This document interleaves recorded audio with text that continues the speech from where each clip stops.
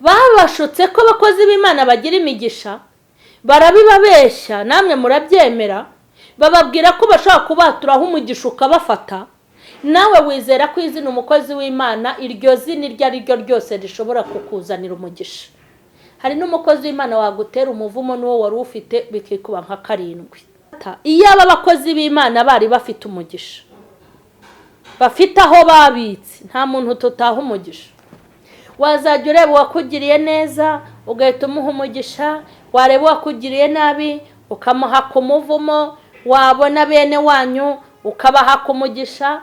Ikikubwira ko nta migisha tugira rero nuko iyo abatwari tuyifite twakiheraho tuyiha. Umuvumo w'Uwiteka, ni hano dusomye ijambo ry'Imana. Umuvumo w'Uwiteka uzahora mu rugo rw'umunyabyaha, niko ijambo ry'Imana rivuze. Ariko ubuturo bw'umukiranutsi Imana izabuha iki? Umugisha. Nitwige rero kuba abantu beza, twige gukora ibintu byiza kugira ngo Imana itwishimire.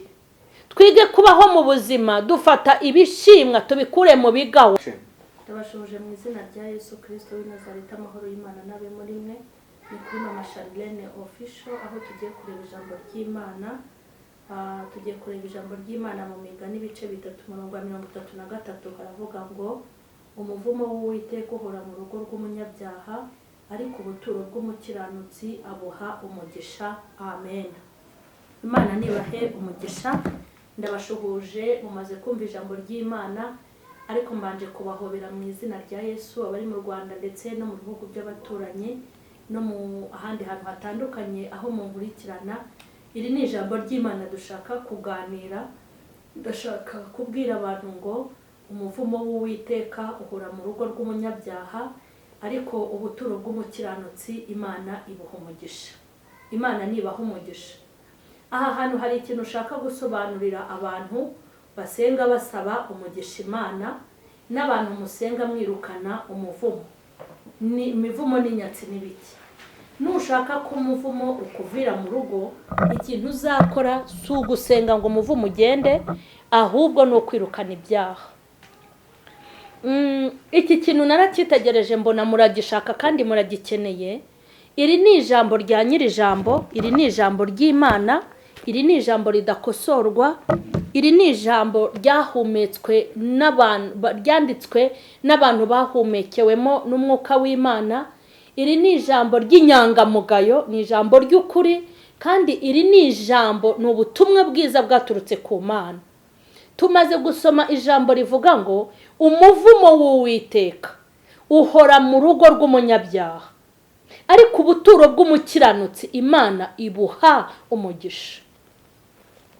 Abantu benshi bakunda umugisha, nanjye ndawukunda, nta n'umuntu n'umwe wawanga. Ariko ahantu dushakira umugisha n'ahantu dushaka gukura umugisha ntago ariho uba. Iri jambo rivuze ngo ubuturo bw'umukiranutsi Imana ibuha umugisha, cyangwa ngo umuvumo w'Uwiteka uhora mu rugo rw'umunyabyaha. Umuntu wese mbere yuko ujya gusenga usaba umugisha cyangwa wirukana umuvumo, ubanze urebe aho bituruka biza, urebe naho bituruka bigenda.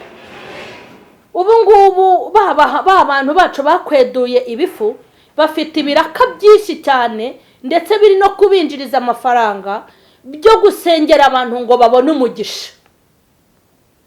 Hari umuririmbyi waririmbye aravuga ngo ninde muntu wavuma w'Imana itavumye, cyangwa ninde muntu waha umugisha w'Imana itigeze iha umugisha. Ntabwo ibyo bintu bikunda.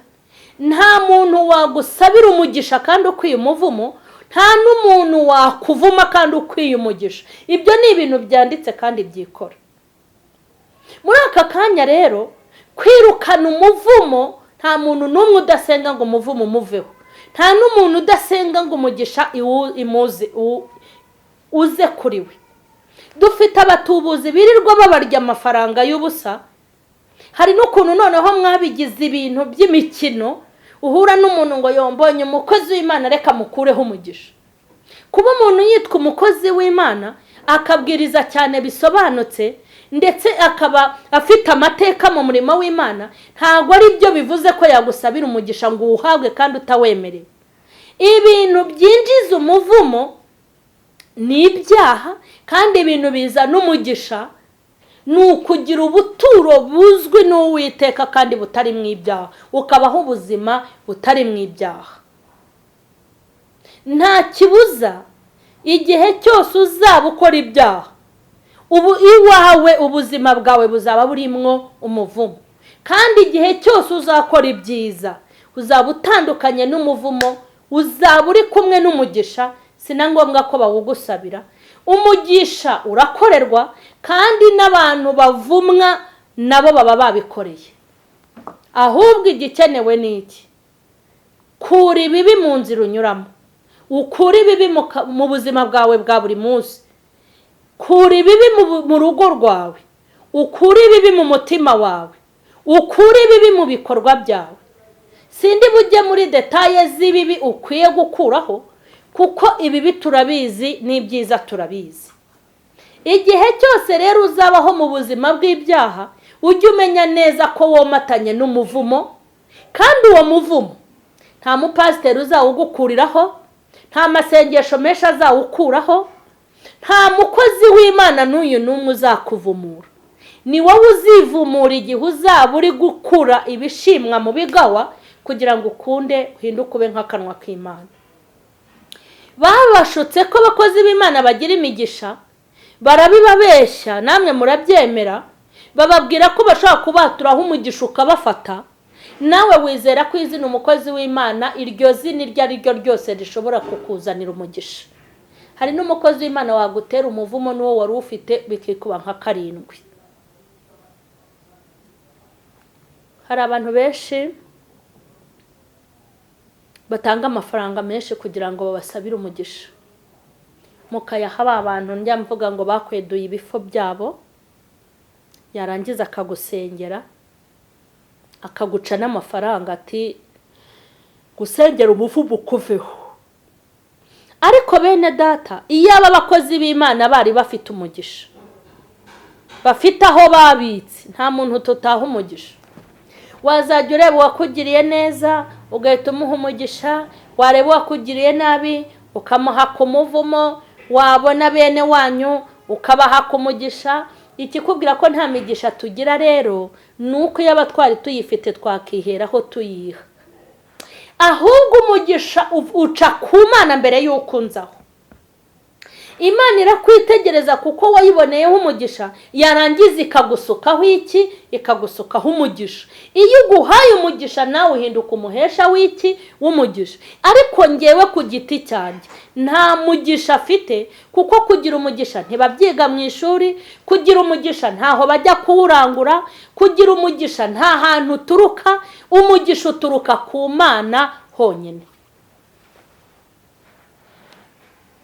Umugisha uturuka ku Mana, n'Imana itanga umugisha, kandi niyo irobanura umuntu ukwiriye iki? Ukwiriye uwo mugisha.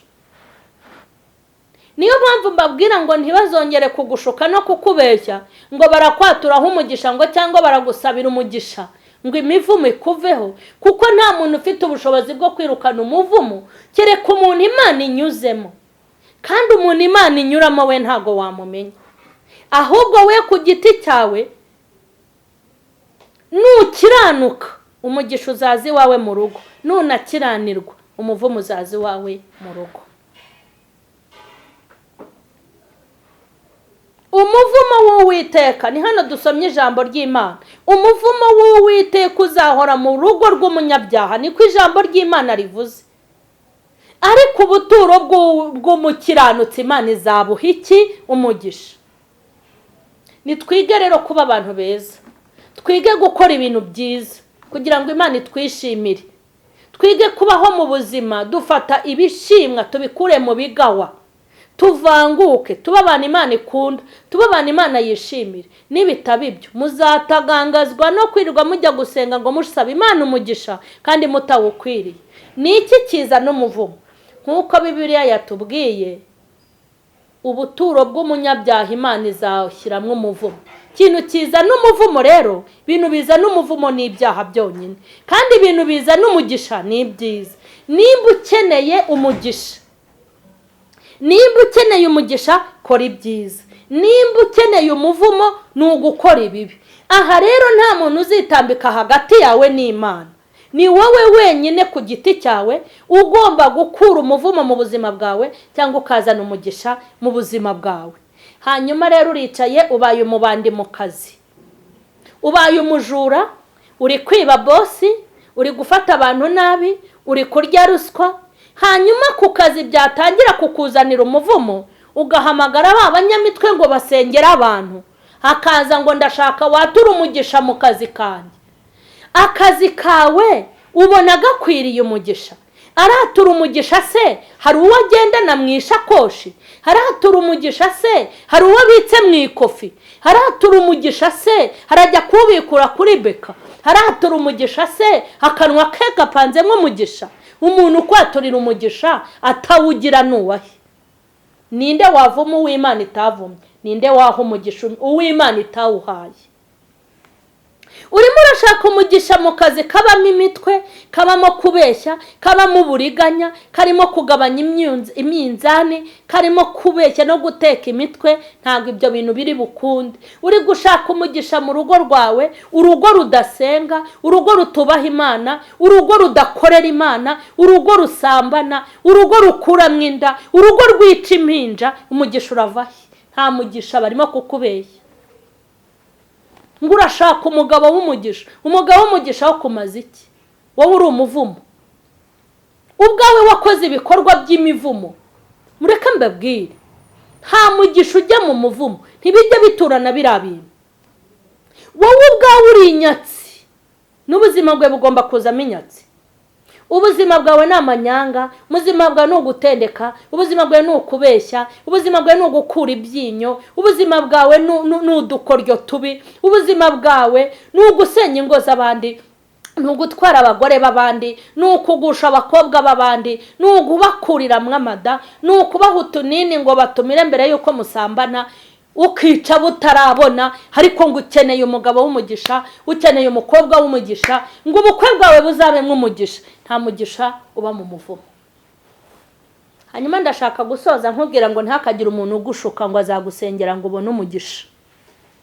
Naho nagusengera y'iminsi 100 ntarya ntanywa, uzi neza ko ibyo ukora bitaza n'umugisha imbere y'Imana, amasengesho yanjye ntacyo azamara. Kandi naho abantu bakuvuma basenga y'iminsi 100 barimo barakuvuma, kandi ukwiye umugisha w'Imana, nta muntu uzakuvuma ngo bikunde.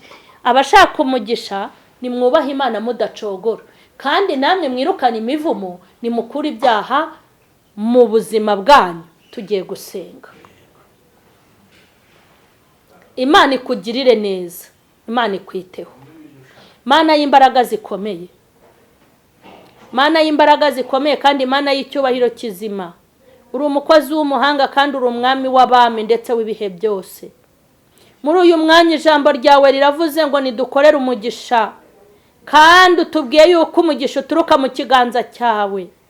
Ndasengera abana bawe kugira ngo wirukane ibyaha bimeze nk'imivumo ku buzima bwabo, wirukane ikibi cyose cyatuma bagira imivumo, kandi umuntu wese ugushaka kubone, ukura umuvumo mu bana bawe, ukura ibyaha mu bahungu n'abakobwa bawe, ubahindukirire kandi ubagirire imbabazi. Ndasenze ngo iyi message n'ubutumwa bugere kure, kandi umurimo wawe ukomeze ukorwe ndetse waguke. Cyubahiro n'ikibi cyawe ni mu izina rya Yesu, amen. Imana nibaha umugisha. Mukore subscribe abatarayikora, mukore share, kuri comment inama n'ibitekerezo. Nimero yanjye ni 078 354 2 6 6 8. Imana ibaha umugisha, amen.